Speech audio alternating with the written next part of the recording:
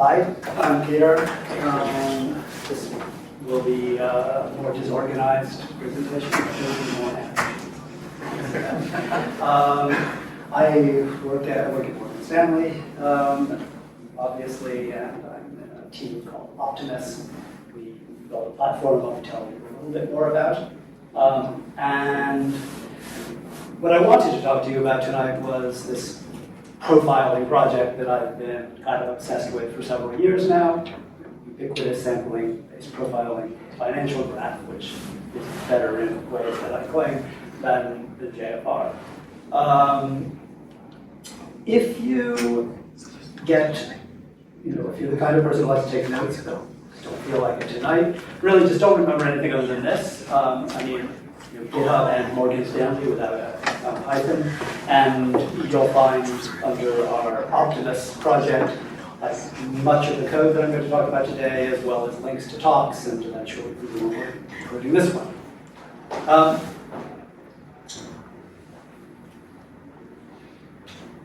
So this is my TLDR. I'm claiming we are going to talk about zero overhead stack-based profiling, including CPU use, heap, malloc allocations, and more, all aggregated across thousands of hosts. And like I said, this is a project I've been obsessing about for a while, and I was thinking recently about how to explain it, and then I kind of got to this point where I thought, well, why would you actually want this? I mean, why do you need this? I mean, it seems a bit strange, and there exist other tools for profiling. Why do we want to profile thousands of hosts? And said, well, okay, fine. Actually, we'll do the TLDR in reverse and say, well, yes, we need that because we have this extremely heterogeneous workload, constantly evolving distributed applications, managed platform. Like, it's not just scale out and well-defined services, it's like programs, applications that can grow and shrink without control. And that's what we have, and that's why we need profiling. But well, why? I mean, why would we want this? And the answer is, well, we built this thing called the Optimus platform, which facilitates the programming that leads to the situation, like asynchronous, auto-parallelized, direct Scala, which is popular these days. And our internal clients have produced 20 million lines and counting, to perform complex financial scenario analysis. Okay, that's nice, but why? I mean, why do they actually want to perform complex financial analysis? And also, I get to talk about applicative functors, so that's just thrown in there. Everybody loves applicative functors. So, all right, here I have a little postcards from the talk. I'm going to talk about market risk and the graph, as I will call it. Applicative functors as promised, the Optimus platform, this what PowerPoint thinks represents heterogeneous scale, the joys of open source programming, and finally open source software, and finally how we actually can do some excellent profiling. So, first market risk. All right, this is an extremely simplified view of a bond. It is valued as a sum of coupons discounted by yields at different times, but you don't really need to care that much about it, except understand that it's a function of this entire this entire curve, like the different maturities of bonds. And that curve changes itself over time, produces these different colors, and I care about any possible way that that might change. And I especially care about it if, say you're an investment bank, and you have an enormous inventory of bonds. And, this changing might actually result in enormous amounts of, financial difference. So how will the value change as a function of anything that might change in that curve? Well, okay, I told you that was a simplified view. This, you're not supposed to look at this. This is like an avert your eyes sort of. You're just supposed to get out of this thing on the right that there exist really complicated contracts that are much more complicated than bonds. and that they depend on many, many more values, different currencies and volatilities and correlations and things from different markets, FX and equities and anything. And people are constantly coming up with new ones. And as they do this, we're constantly coming up with new risk factors that we need to worry about. And what that means is that we need to know how all of our things, all of these different instruments that we either have or might potentially have, how they'll change as a function of, also everything.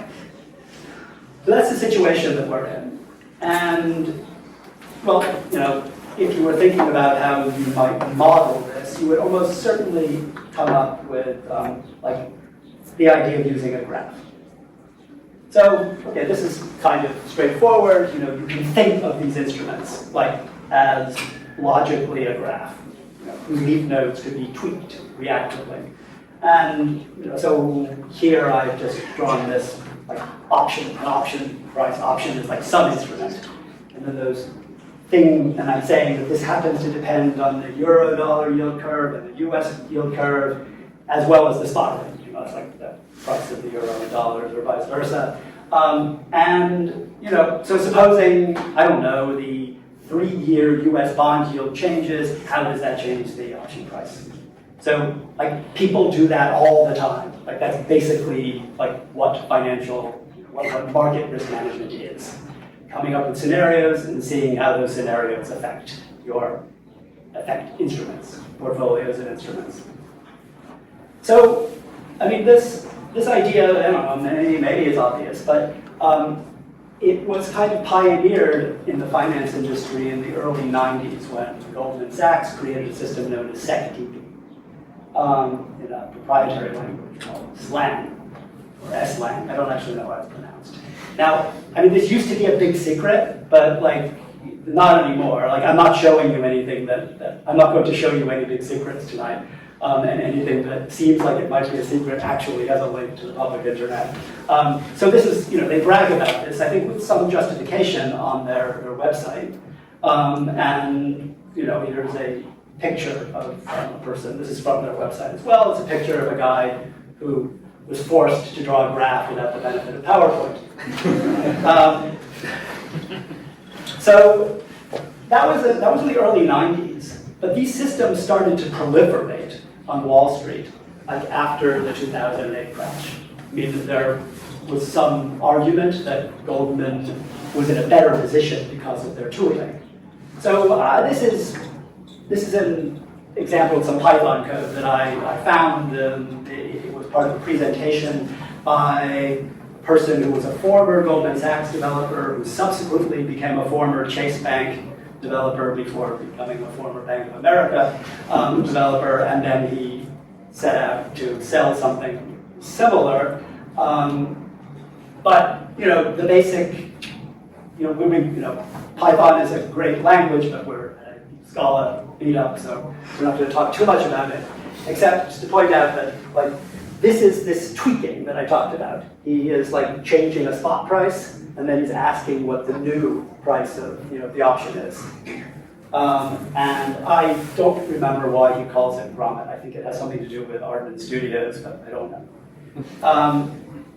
And you can do more research. You can find some exciting Hacker News threads where people are trying to figure out what system somebody is talking about. Anyway, where the Optimus graph is implemented in Scala, we are obviously big fans of Scala here today. We prefer it. We do a lot of Python programming at Morgan Stanley, but this particular program is not in Python. Scala is strongly typed, functionally oriented, multi-threaded, fast, extensible. We took advantage of that latter bit to extend it. It's essentially, so this is Optimus, the system that we have, essentially. And I mean that in a, not quite, but you can think of it this way. Every method that one uses on this platform is memoized. And it returns a monadic future. And obviously, because we have memoization, things must be RT. You know, they must not have side effects. And the graph structure is sort of implicit in the continuations. So I just I launch an option price method, which launches a future, and that launches futures for your yield curve and USD yield curve, and et cetera, like as if it looked like this. So it doesn't look like this, but it's as if it looked like this. Where spot actually returns a future, and I ask for the spot, I ask for the yield curve, the other yield curve, I do my interpolation for rates, and then I call some function to get the price. And that's as if it looked like that. But, well, there's a problem, like immediately a problem, because like clearly the monad is giving us sequentiality that we don't need, right? We fairly obviously, we could ask for the spot price and the yield curves, all that simultaneously. And we got those, we could do this interpolation. We don't actually need to do them one at a time, so yeah, really, what we want actually is applicative functors. Now, again, as if it looked like this. So this is a kind of a made-up framework, but like it's as if like I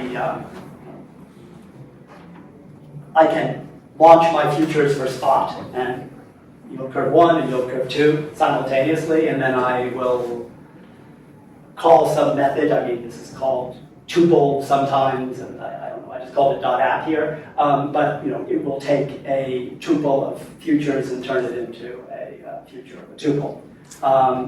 And now I get parallelism. And that's great, but like it's turning into code that you might not want to write. So a bit more about applicative functors in a Haskell interlude. If you're not already having like flashbacks from Simon Peyton Jones' composing financial contracts paper, now's your time to like hammer that in. But he published a paper in, I don't know, early or mid-aughts based on work that had been circulating a bit earlier. Early mid-aughts. Simon Marlowe, Simon Peyton Jones is the composable contract. Simon Marlowe is the Haskell concurrency guy. He published a paper about this framework called Haskell, and I recommend reading them if you're interested in that kind of thing. But since again this is a Scala meetup, too much Haskell didn't read. Summary is, well, note that that Haskell do is our Scala 4, right? So, and what they do is they build a graph of applicatives and traverse it until they can't do anything else, right? Until they're blocked by needing data. They launch all of the futures they can, well, sort of. And then once they can't get any further, they launch everything they've accumulated and then repeat that. The coolish thing is, the whole thing is cool, but I think what's particularly cool is this extension to the do construct that lets you write something like this, the sort of familiar monadic syntax. And then it gets turned into the applicative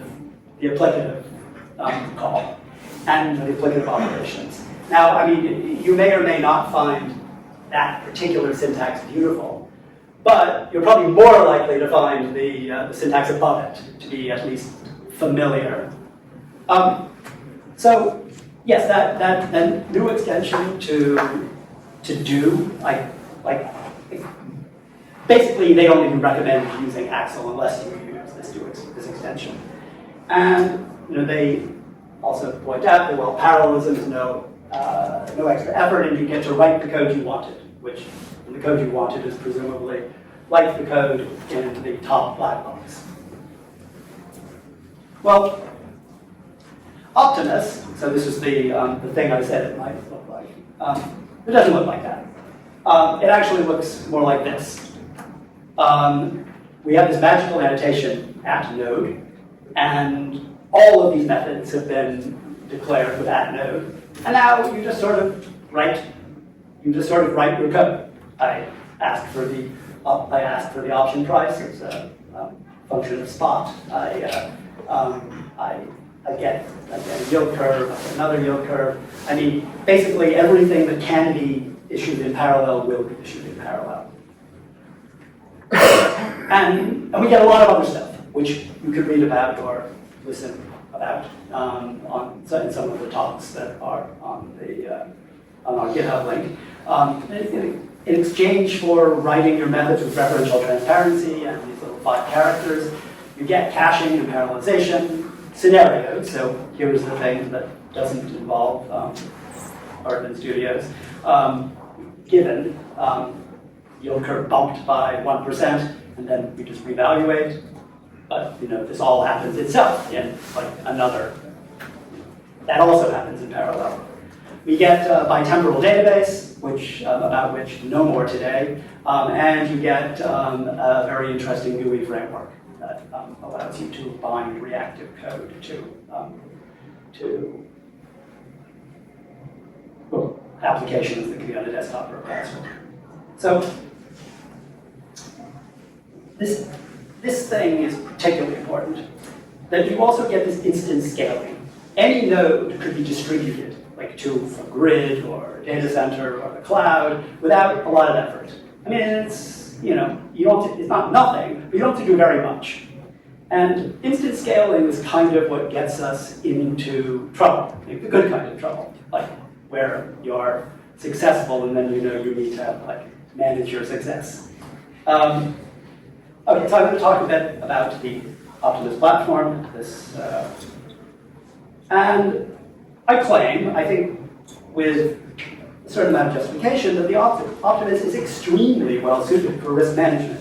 Everything from massive regulatory reports to one-off analyses, and we've given a talk. I wouldn't necessarily have chosen the title of it, but I don't know. I like monads. But demonstrably, this is the code that people want to write, or this is code that many people want to write. So this is the same catchphrase as in the Haxel presentation, because we've written 21 million lines of this stuff. I mean, that's 1 million more than at the beginning of this talk.